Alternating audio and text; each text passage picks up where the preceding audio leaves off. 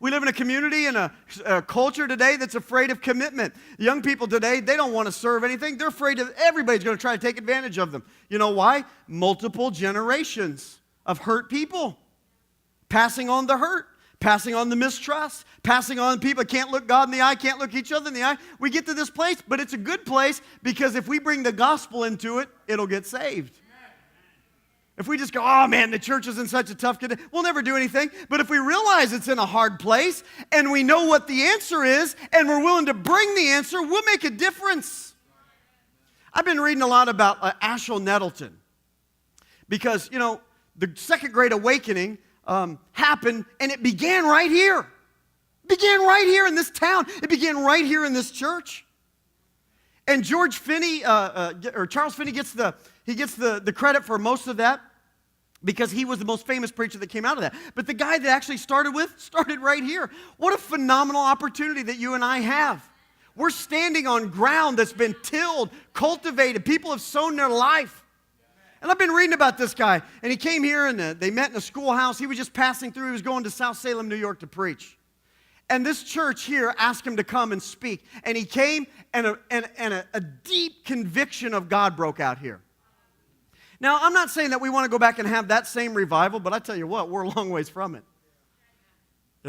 Before we start wanting to have a better revival than that one, let's go back. That's been the greatest one in American history. And it started right here.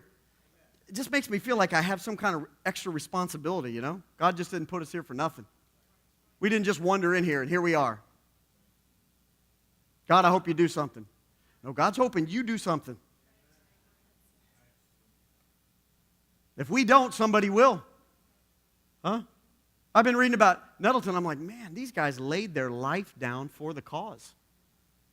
Nettleton preached for 10 solid years in and around this area.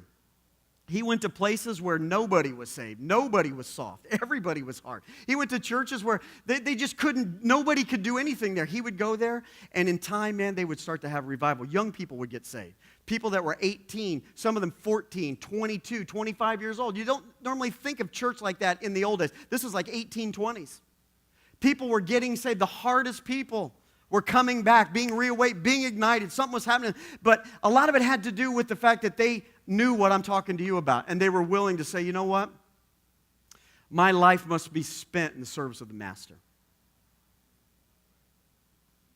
There's a lot of things we could preach about, but I don't think anything's more important than this one.